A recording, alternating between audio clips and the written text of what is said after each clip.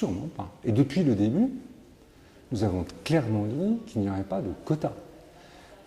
Ça a même, dans certains lycées avec lesquels nous sommes conventionnés, provoqué des débats. Il y a des années où tel ou tel lycée qui avait des candidats n'a pas de reçu. Je ne pense pas que la politique des quotas en soi soit une bonne chose. De la même manière qu'il n'y a pas de politique de quotas pour savoir combien on va recruter de candidats par la mention très bien ou combien on va recruter d'étudiants par la voie de l'examen. Ce qui compte, c'est la qualité des candidats. Les quotas, c'est ce que pratiquent les grandes écoles de commerce ou d'ingénieurs. C'est un quota prédéfini à l'avance de candidats reçus. C'est quand même, d'une certaine manière, une bizarrerie. Sans se préoccuper du nombre des candidats et de la qualité des candidats, on décide qu'il y en aura 40 de reçus et pas un de plus. Ça, c'est un Et à Sciences Po, ça ne fonctionne pas comme ça. Et à Sciences Po, ça ne fonctionne pas comme ça, puisque les jurys décident en réalité du nombre de reçus, processus de sélection par processus de sélection.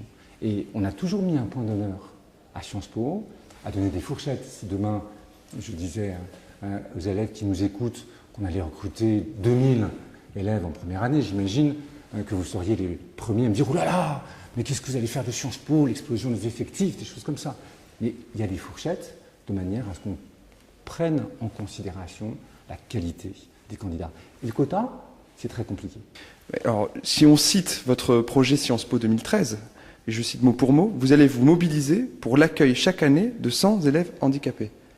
Comment vous allez réaliser cet objectif? C'est-à-dire que sur une procédure d'admission, quelqu'un qui a la même note à l'examen d'entrée, vous préférez prendre un étudiant handicapé pour remplir cet objectif de 100 élèves handicapés par rapport à un étudiant non handicapé? Quelle drôle d'approche. L'approche que j'ai, moi, elle est de dire 10% seulement des bacheliers qui doivent compenser un handicap poursuivent dans l'enseignement supérieur. Est-ce que c'est digne de notre pays, de nos valeurs? Alors j'ai commis une erreur de communication reprise par une organisation syndicale qui m'aime tout particulièrement bien, c'est qu'au lieu de dire nous irons vers une centaine progressivement, on a mis un chiffre brut. Et à ce moment-là, on dit « Ah, quota !» Bon, j'aurais pas dû. J'aurais dû dire nous allons avoir comme objectif, où on partait de très peu, vers une centaine de candidats.